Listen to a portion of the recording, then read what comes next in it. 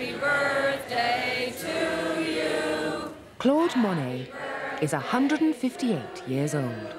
Happy birthday, dear Claude Monet. He's the world's most popular painter, and for many, he's a way of life. The whole idea of the salon really was to make it feel like you was in a Monet painting. We've got flowers everywhere, continental colours on the walls. You know, it smells nice, it looks nice, it's bright, it's vibrant, it's welcoming. It's as if you're in the picture, really. Various people have problems with what I do because you can never be the real thing. But they seem to misunderstand that there's demand for what I do. Monet's dead, I'm alive, I'm producing his work for him, so to speak, and it pays my mortgage. $770,000 for a good Monet landscape was a real bargain. Whereas many people would want a summer residence or a fancy automobile, to me, to be 39 years of age and own a great Monet was the ultimate. I think it may seem at times as if the world has gone Monet mad, and you do wonder whether there is some kind of collective insanity at work. Monet mania has just descended on London's Royal Academy, with over 500,000 visitors anticipated for their latest show. They know what to expect. It all happened in Boston before Christmas.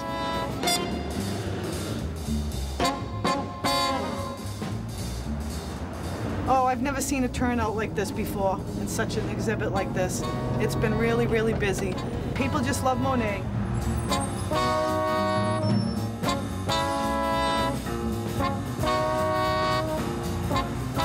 It's been phenomenal. It really has exceeded all our expectations. A blockbuster, I can't deny it.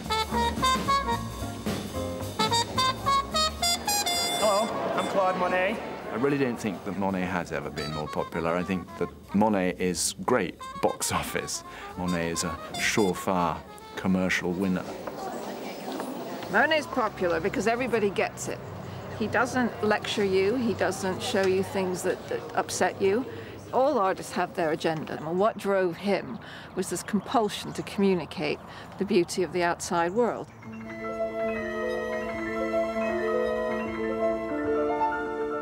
Monet spent 70 years and 2,000 canvases trying to capture simply what he saw.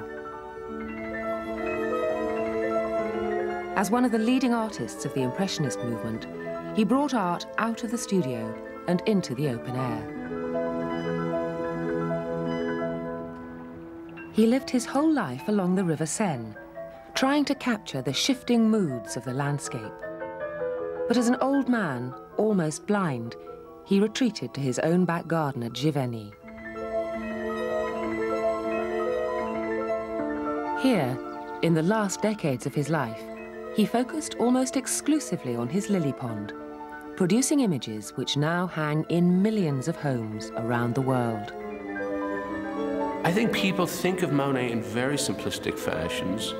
He's a painter of beautiful pictures. He's someone who pursued light and color with a kind of passion and self-abandonment. But in fact, he's a much more complicated artist and a much more complicated man than traditionally believed.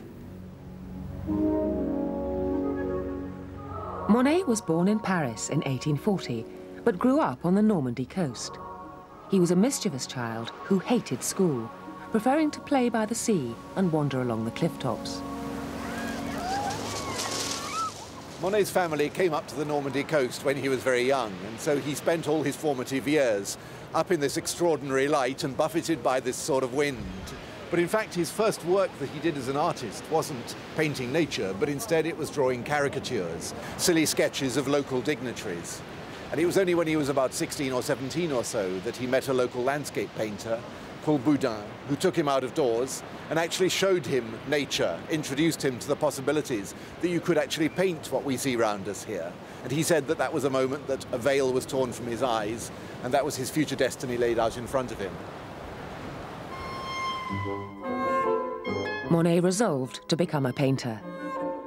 He set off to study in Paris in 1859, against the wishes of his father and without his financial support.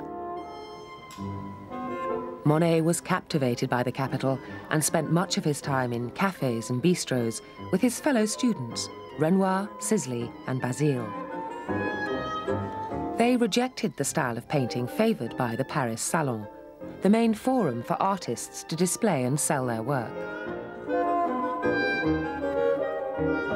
The Paris Salon was a hodgepodge, really, in the 1860s. The most famous and charismatic pictures were traditional, historical, mythological, religious subjects, often painted in a very traditional neoclassical style.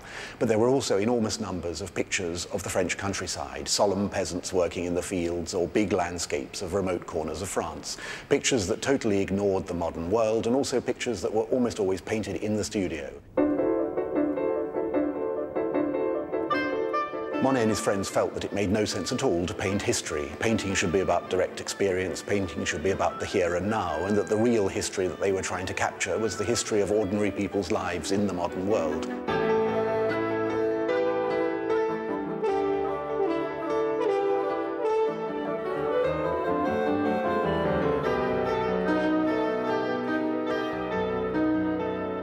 Monet became fascinated by the new world of leisure. At a rather risque pleasure spot, he even painted ladies in bathing costumes. He began a relationship with his model Camille, and in 1867, she gave birth to his son, Jean. Though she was rejected by Monet's family, they were married in 1870 and set up home further down the River Seine, in the suburb of Argenteuil. Argenteuil was really a place where nature had been messed up and spoiled by traditional standards, by the factory chimneys, by the railway trains crossing the brand new railway bridge, by people just hanging out there recreationally. It was a place that was very much in a state of change and flux, and it went against all the conventions of contemporary landscape painting, and this seemed a very shocking vision.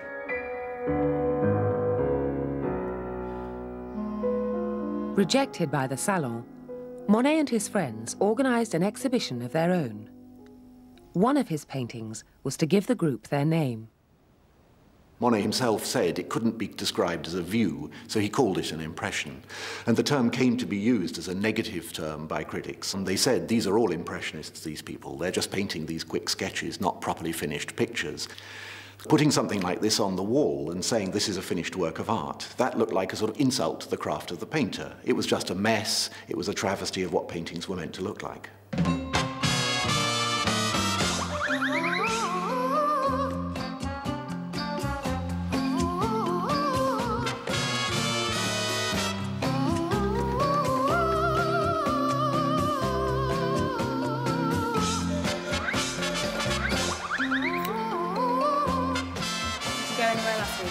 Yeah, we went to in the village where we lived, in the restaurant. I suppose the first time when I saw Monet really was in Athena. I was looking for an idea for a salon, and I brought 3 Monet paintings. There was Giverny, there was Lily Pads and the Poppies. Them 3 paintings really were the basis of the shop. We built the shop around the paintings, really.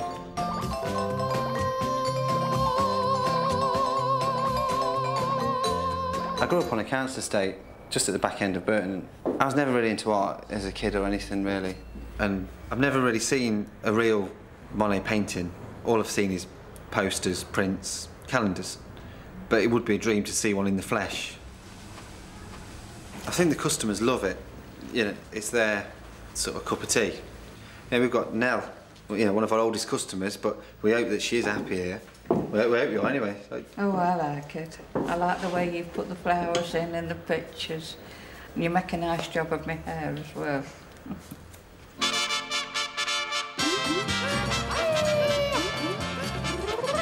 I think it's the best hairdresser in town. I've tried a few of the others, and it doesn't seem to have the personal touch that you get with Jason.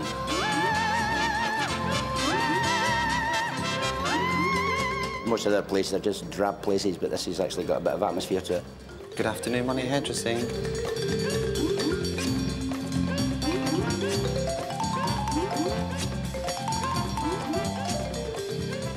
I relate myself a little bit to him. I suppose I'm no Mr. Monet, but Monet's really changed my life in a lot of ways. Now I've got a fantastic shop in the middle of the town centre. So really the whole place is a tribute to him and to what he inspired us to do.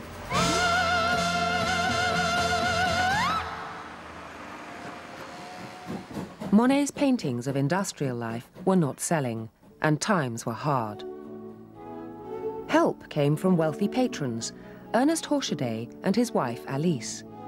When Ernest went bankrupt, the two families decided to pool their meagre resources and share a house in the secluded hamlet of Verteuil.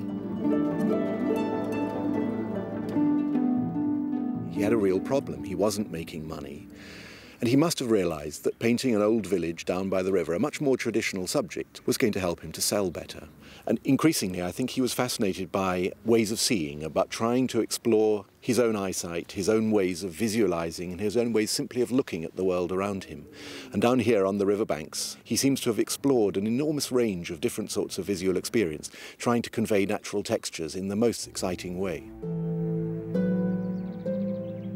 But soon after moving to Verteuil, Camille fell gravely ill after the birth of their second son, Michel. As his wife lay dying in front of him, Monet painted her. He said as he worked, he hardly saw her. He only saw the colors fading from her face.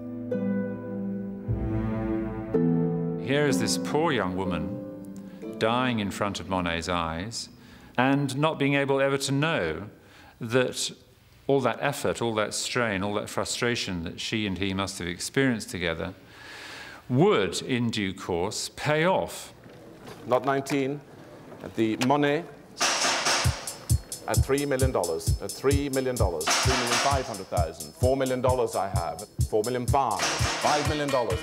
Monet is money. It's not spelled M-O-N-E-T, it's spelled M-O-N-E-Y. The best things in life are free, but you can give them to the birds and bees. I want money. Last summer, a Japanese bridge painting sold for a record-breaking price. Lot number 6, the Monet. There was this tremendous electricity in the room, which there always is when a major lot is being offered. And 3 or 4 people were bidding immediately, so the price rose very quickly. That's £7,800,000. £8 million now. And when it actually reached £9.5 million, we were feeling pretty ecstatic because this was really well above our expectations. But at £9.5 million, something even more extraordinary happened. Another bidder came in, and the bidding rose through 10, 11, 12, 13. £14 million now. When it got to 14, it passed the world record price for any Monet ever. At £18 million. You sure? Do you want me to have a word with him? No? And the hammer fell at £18 million. 18 million. And one did think at the end of that, well, what would have happened if one of those guys had woken up with a headache that morning and hadn't bothered to compete? Then the price would only have been 9.5 million rather than 18 million. So there is this tremendous element of chance in prices at auction. One's image of Monet is constantly being subverted by the money, I find. And I remember very well a wonderful Monet of poplars. The more I looked at it, the less I saw it for what it was, which was this wonderful, sinuous S of receding trees. And the more I saw it simply as a dollar sign. Monet is a magnet to new wealth. And in the nicest possible way, a Monet is a status symbol. Owning a Monet is simultaneously a badge of tremendous cultural distinction and enormous personal wealth, so it's a very satisfactory combination.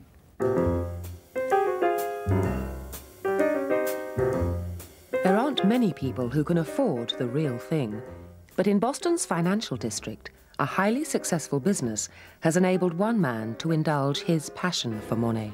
About 24 times expected earnings, and although some of the small cap stocks have been hit, there's some really good values left. Thank you. I'm in the investment management business. I started Delphi at the end of 1979 with one client, and we've grown the business nicely with really no marketing. We have roughly $1 billion in assets. I made my first million in 1985, and rather than spending on a fast automobile or a ski chalet, I was interested in buying a Claude Monet. To me, it symbolized true genius, and I was 39 years of age, and I spent 77% or $770,000 of my liquid net worth to buy the painting. I did not grow up wealthy, but I did know of Monet as a youngster. My mother and father had reproductions on the wall. But to be honest, given my economic circumstances, I never expected in my wildest dreams ever to own a real Monet. Now, this afternoon, I'm going to go up to Portland, Maine to visit my two Monets.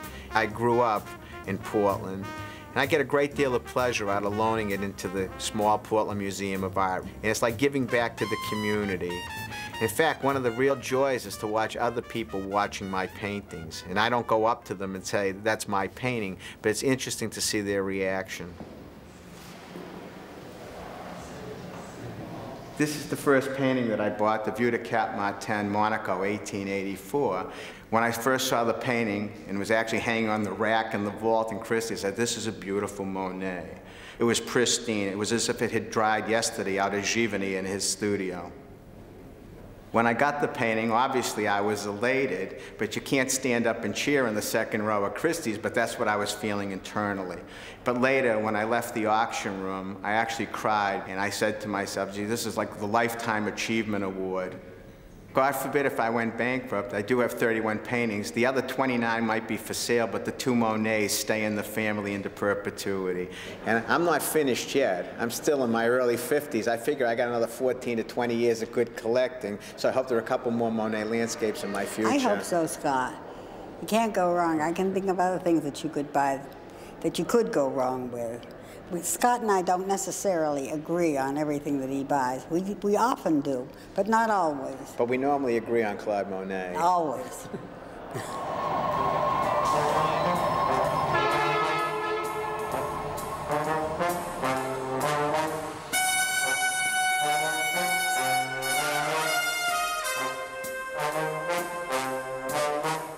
It's auction week in New York, and Scott is hoping to add another Monet to his collection.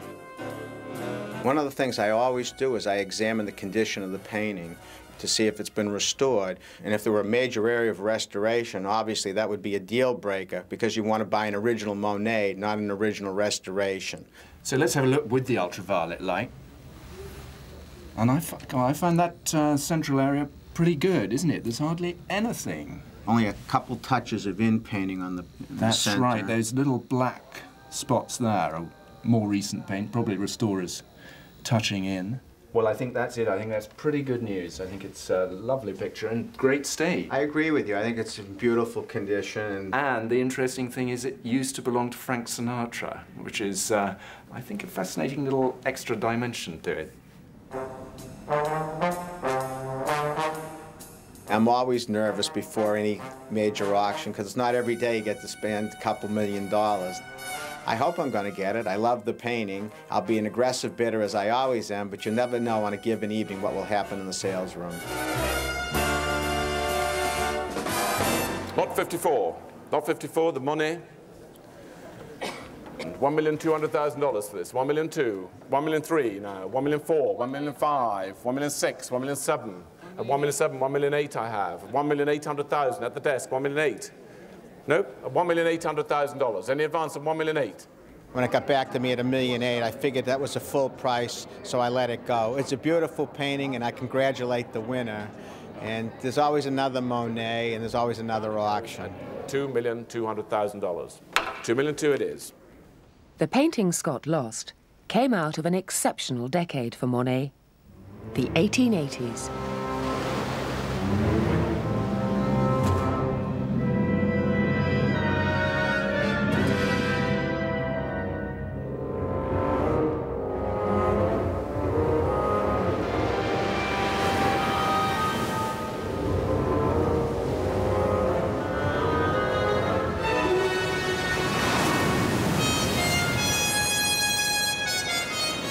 He went all over France, painting a whole range of different sorts of landscapes. But he was also trying to paint the extremes of weather. He was trying to paint stormy seas. He was trying to paint the rain, trying to make himself feel he could conquer nature in some sort of way and get it all down on canvas, even when it was incredibly difficult.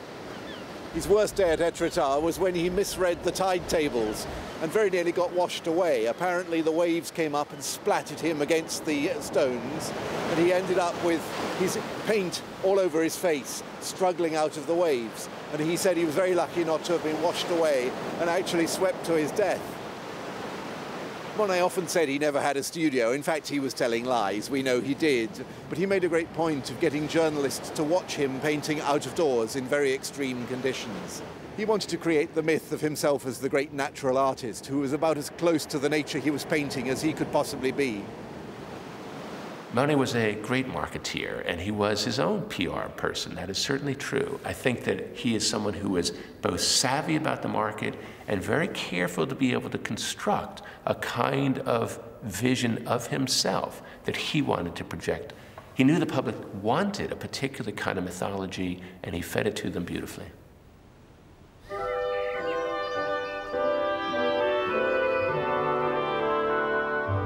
While he was on his painting expeditions, Monet yearned to be back in the new home he'd found in the village of Giverny. Monet discovered Giverny in 1883. He came here with Alice Horchadet, who'd been deserted by her husband. The two families settled in an abandoned cider farm in the heart of the village. As his work began to sell, he could afford to indulge his other great passion, gardening.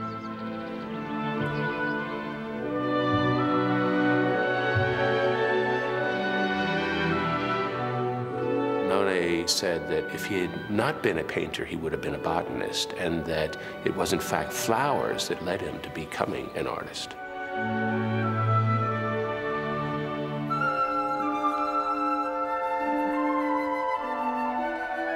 It is these flowers which are like the dabbles of paint upon his own palette. And it was ultimately a place that he makes into a kind of Eden, where nature itself is going to be controlled by the human. Formerly, of course, allowing it to have its own drama, he now can be the conductor of that symphony.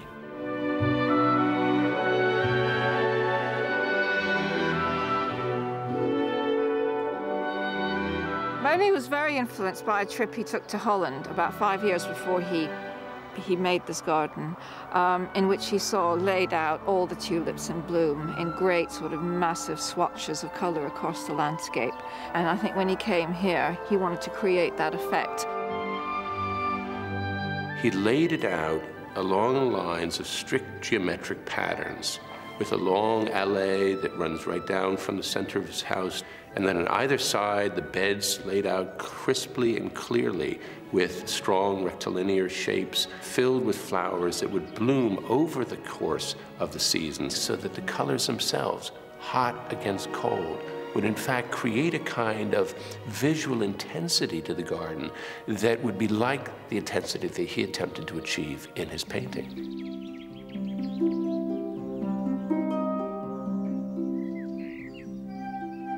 While his garden grew, the surrounding Giverny countryside inspired Monet's next project.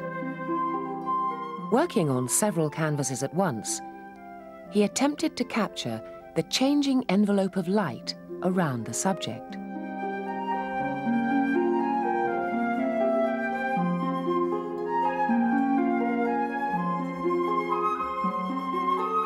We're right on the spot where Monet painted his Poplar series, one of the most famous of the series. He came down here one day and found that the trees had been marked up for felling, and he paid to have them left standing for long enough for him to capture the light going through these leaves and the branches and the reflections in the river, and then after that they were obliterated. He said that the light changed so frequently that he needed a new canvas every 7 minutes because the light had moved off a particular leaf. Of course, this all made life, in fact, completely impossible, and we know that towards the end he had 20, 30 canvases sometimes heaped around him, and he used to scrummage around among this pile in order to find one that matched the effect that he was actually seeing in front of him, and by the time he got it on the easel, the effect had gone. So it was a real struggle to keep up with nature.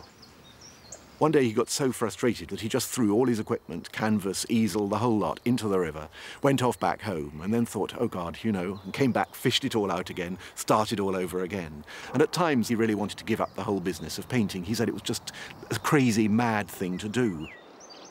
He was very tough He was known as somebody very difficult. The tradition is that when Monet was furious about a certain number of what he had made, he asked ritually, I can say, to the gardeners to take these paintings that he didn't like and to burn them. A big fire in the garden, you know. This was the only way to burn them. Monet and Elise married in 1892.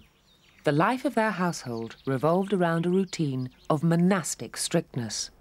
He's a man who gets up very early for his work, 4:30 according to the season. And the first thing he does is just to look at the sky. He's a kind of peasant, you know. He needs beautiful weather. He needs light for his work.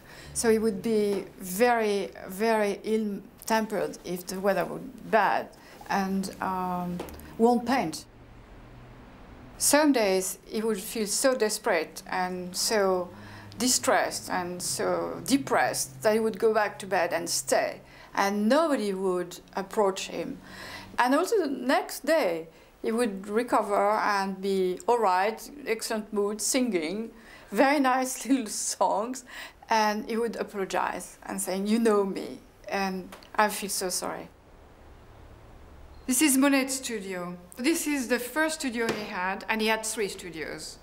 If he couldn't go outside because of the light, he was finishing inside his work, and he didn't want to be disturbed. He hated to be disturbed. And if people were coming without any appointment, he would really not receive them. Meal times were extremely strict in this house, like in a monastery. 11:30 for lunch, 7 o'clock sharp for dinner. And nobody would have been allowed to any delay.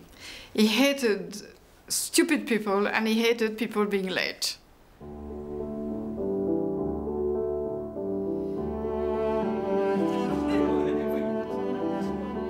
Food, drink, good company, hospitality was absolutely basic to Monet, and he loved to have friends round to dinner who came and had an impeccable meal served by a range of servants, cooked by a range of cooks. Food was as important to Monet as his gardens, and he cultivated his kitchen just as carefully as he cultivated his gardens. Monet accumulated his own cookbook of recipes from his travels, and he loved extremes of contrasts in tastes. For a first course, maybe seafood from the Normandy coast, where he himself came from, but then combined with a Mediterranean spice like saffron. And then the second course, duck, but then duck combined with figs. And then he even had recipes for Yorkshire pudding that he brought with him back from the Savoy Hotel. He was fascinated by varieties and extremes of taste, just like he was of varieties and extremes of visual experience, all presented in a way that kept up this image of a person who lived life to the highest standards in terms of all the pleasures of life.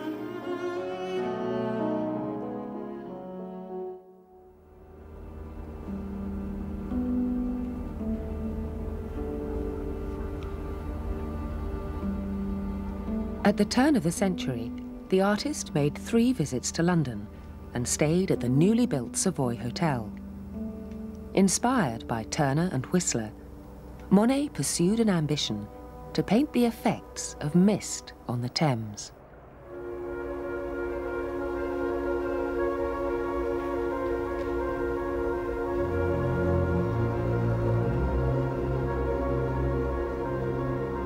Monet came here in the winter because he loved the fog. He found the fog an extraordinary set of effects, changing in colour every single minute. And it was this that drew him here. He said he didn't understand how Victorian painters could paint every brick in the buildings here, because you simply couldn't see those bricks.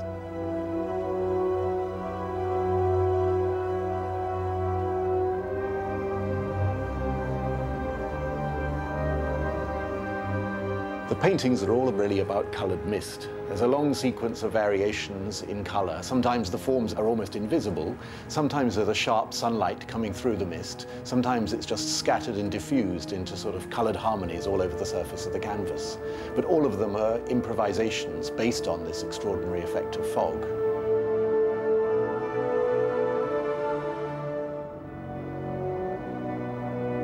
He took the pictures back home to Giovanni, and a journalist found out that he was working away at them 2, 3, 4 years after he'd last been in London. And in fact, when the pictures are finally exhibited, they have dates on them like 1903, 1904, 1905, which are years he wasn't here. And so he had to issue an indignant denial, saying it was nobody's business what he did, and he was absolutely not going to have it put in print, that so much was actually done in the studio. When he returned from London, Monet no longer felt the need to search away from home for new motifs. In his own back garden, a project was taking shape which would absorb him for the last 26 years of his life.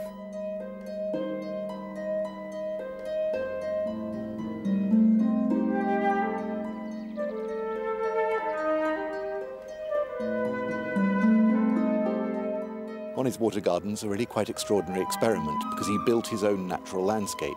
After exploring all over France looking for landscapes through his career, he came back home and decided that the best way to control nature was actually to create it for himself.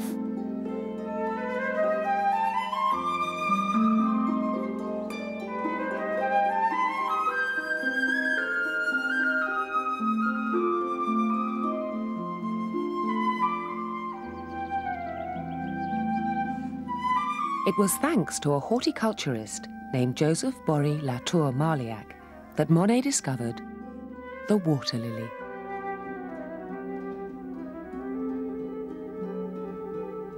Joseph Bory Latour Marliac collected up all the naturally occurring wild water lily varieties from around the world in one place. He was the first man to do that. He took the pollen from one parent, mixed it with the nectar of another, and he created an explosion, a veritable jewel box of colors with pinks, reds, yellows that had not existed in the water gardening world before. So he actually transformed the face of water gardening. Water lilies can be tricky little devils in a way because they want the conditions just right to do their best performance. So without the intensity of a good, bright sunlight, they will not open their petals. And on cloudy and dull days, they'll pout. They don't always want to open. I think water lilies are fairly irresistible to anyone who's encountered them. The color range of the flowers is like a special magic box that opens up before you, revealing all these glistening colors. The scent is subtle but beautiful. And also that sort of mystical habit they have of disappearing completely in the winter and then re-emerging in the spring and summer to give such a magnificent display.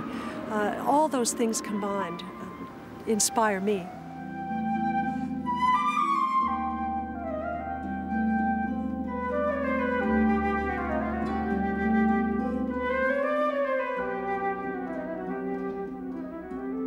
The first pictures of the garden are really just views of the garden with the bridge in the middle and flowers and foliage and trees round it. Then he gradually moves back and looks down into the water surface. The horizon then appears just at the top, and then he abandons the horizon altogether, and we're simply looking down into the surface of the water and watching the play of reflections.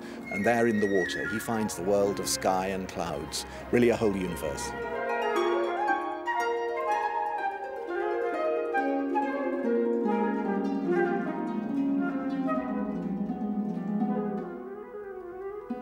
In a sense, we're just tightly in this little and in some ways very intimate garden. But then you look down into the surface of the water and everything opens out into this huge, great, almost cosmic space.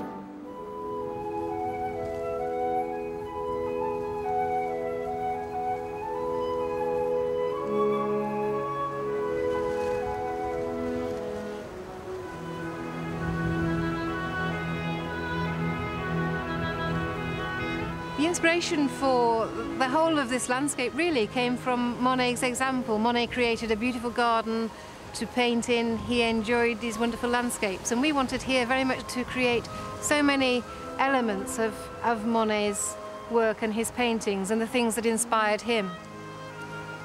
This is very much the centrepiece of our project here at Patchings, our very own Monet Bridge.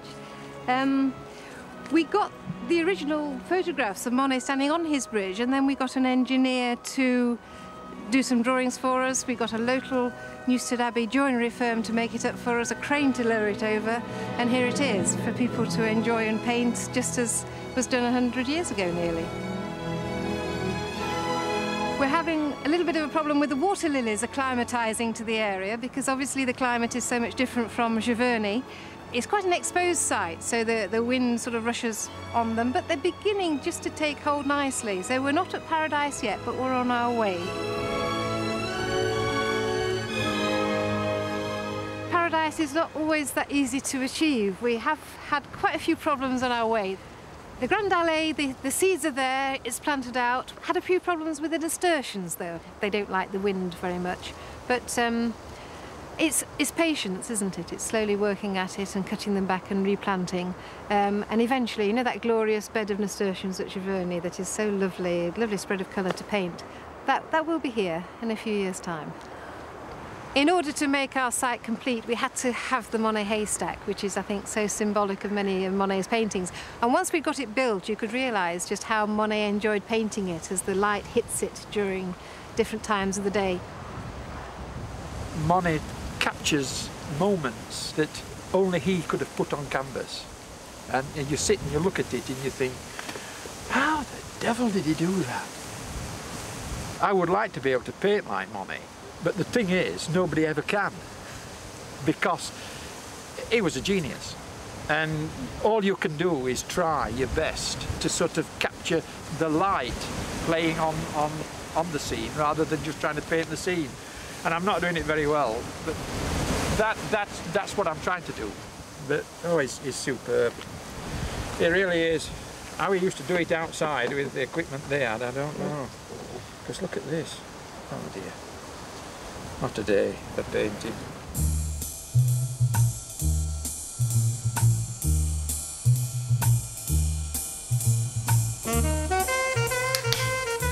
There is a man who's made it his business to perfect Monet's technique. I'm a painter.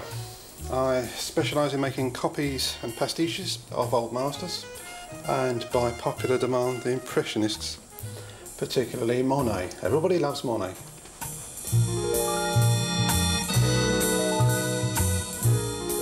Painting a Monet is not easy. It wasn't easy for him, it's certainly not easy for me. People think Impressionism is about slapping paint all over the place. It certainly would have given that impression if you saw Monet painting the initial stages of a painting. He would have used a large, broad brush and established the tones of a picture with great broad sweeps of turpy colour. Then he'd slow down. One of the distinctive things about Monet's brushwork is his long comma-like dashes that he built up over the whole surface of a painting in different colours and tones. The profession of copyist and pasticheur has a very long, honourable tradition going back in history a long way. But the trouble is nowadays people think, oh no, it can't be done. And I get a lot of friction from the powers that be who say this is really not on and even a threat sometimes to their livelihood. My work has, on a couple of occasions, been mistaken for the genuine article. I got into a right pickle a few years ago when some idiot bought a painting of mine and tried to pass it off in the market, and I had the police bang in on the door and all that sort of stuff. It's very alarming because it's a very serious business, and I don't want to get my legs broken by anybody. People often think it's very glamorous to be sort of involved in fakes and forgeries and all this sort of stuff, but the real world of fakes and forgeries is actually very, very unpleasant. It's like any other valuable commodity, drugs or guns or anything. It's worth a lot of money, and so people get very angry and very upset. And the worst thing that can happen is, I suppose, you just disappear. It did happen to a forger in Belgium once. He just vanished, and I presume he's swimming with the fishes, as the mafia say. Money makes the world go around, the world go around, the world go around. Money makes the world go around, it makes the world go round. It's not just fakes and reproductions that are in high demand. The Monet brand can sell anything. If you happen to be rich and you feel like a night's entertainment, you can pay for a gay escapade. If you happen to be rich all alone and you need a companion, you can ring Monet is the biggest thing that's ever happened to us. Just keeping the shelves full is an adventure every single day. We have a tremendous range of Monet merchandise. You name it, we've got it. This is Philippe the Frog. He lives in Monet's garden, one of our top sellers in the store. He's very popular with the children. Along with Philippe, you can also purchase a frog in the soap, which little kids are going for, because once the soap melts, you can get the frog. This is Monet's palette in chocolate that we sell in the gift shop. It's one of our very popular items that we sell of candy. Along with this, we also sell Monet's painting of the Japanese bridge, painted in confectioner's sugar on a block of chocolate. We've even got Monet's fragrance, very popular with the older ladies, supposed to smell like Monet's garden. It's a little bit strong for me, but we've sold quite a few bottles of this very popular gift idea. Some people think that Monet would turn over in his grave if he came in here today. I don't think so. I think Monet would be really pleased that all of his work could be extended to the wonderful product that we have in the store. And I bet you that he'd take home Philippe the Frog, who was created out of Monet's garden and was one of our best sellers. In the early years of this century, Monet gained fame and fortune around the world, but at home, a series of tragedies struck. The death of his stepdaughter Suzanne was followed by that of his son Jean in 1914. But perhaps most tragic for him was the death of Alice in 1911. Monet stopped painting for 2 years. And then, as his flowers began to bloom in his Giverny garden in the spring of 1914, he took up the largest project of his entire career, attempting to realize the idea of creating paintings that would surround the walls in single rooms to immerse viewers in the beauties and glories of his garden. And those pictures really arise from tragedy. And of course, they begin in 1914 when he's 73 years old, when the guns of August will tear its terrible thunder across Europe as a whole.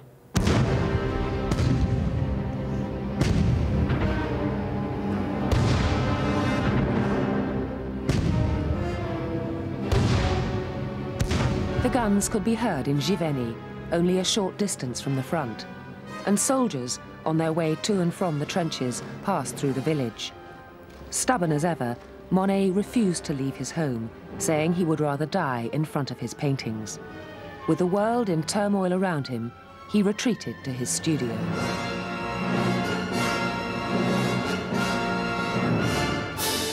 When he's there at home working on these paintings, he's terribly worried. He's worried about his son, he's worried about the people dying at the front, he's worried about the meaning in his own life. As he writes in one letter, he says, how can I possibly be involved with such mundane matters as a choice of color or brushwork when people are dying for this country?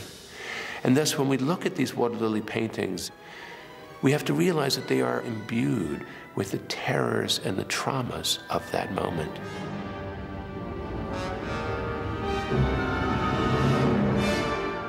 He attacks the painting with a kind of determination to allow all rules to be cast aside. Colors become very intense or very brooding.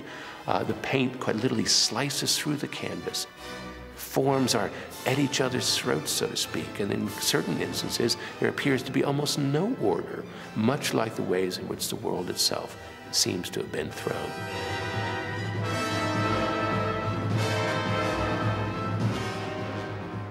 When victory came, Monet's compassion for the suffering of his fellow citizens prompted him to write to his old friend, Prime Minister Georges Clemenceau, to offer his great water lily panels as a gift to France.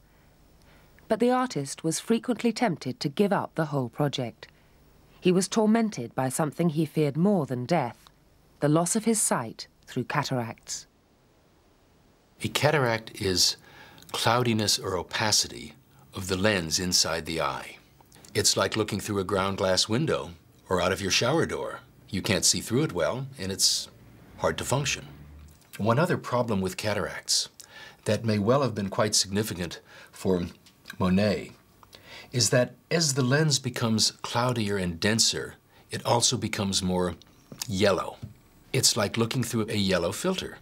The world appears a different color.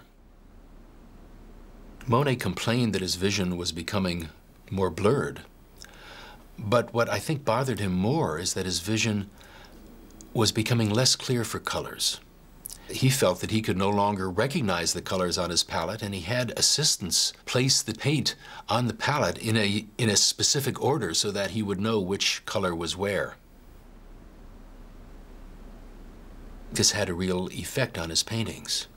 A number of the works show a great loss of detail. They're very abstract, and they show very striking colors, tending to be predominantly orange, brown, red, or predominantly green-blue. He became very disturbed by the change of color sense in some of his paintings, and he destroyed many canvases. Though cataracts had been diagnosed as early as 1912, Monet was terrified of surgery for fear of losing his sight altogether. It wasn't until 1923 that he finally had an operation. He was a terrible patient. During the primary cataract operation, he was nervous, he threw up, much to the consternation of the doctor. Monet did not want to lie still. He said, "I'd rather go blind than have my eyes patched." His friends had to restrain him. Finally, he got through the procedure. It took Monet more than a year after surgery before he once again felt comfortable with the colors in his world. Nevertheless, he would not allow the water lily murals to be displayed until after his death. Monet died in November 1926, aged 86. The following year, his work was installed in two specially designed oval rooms in the Orangerie at the Tuileries Gardens in Paris. The architecture of the Orangerie has been conceived by Monet himself. He once has said that he would like the visitor to feel as if he had been immersed in an aquarium, a flowered aquarium, he said.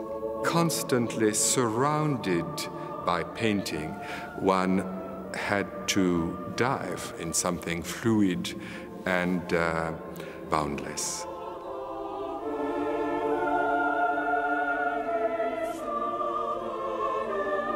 When the Orangerie opened in 1927, it was a failure. In fact, in the 1930s, the French government wanted to take the paintings off the wall. And all the way through to the 1950s, Monet's late work, the marvelous pictures in the show, were completely disregarded. He was out of sync with the tenor of his time. By giving them to a permanent museum, he gave them to the public of the future. With a very fine sense of utopia, he knew that this public to come would understand, would appreciate, would love them. I've never really seen a real Monet painting. All I've seen is posters, prints, calendars. But it would be a dream to see one in the flesh.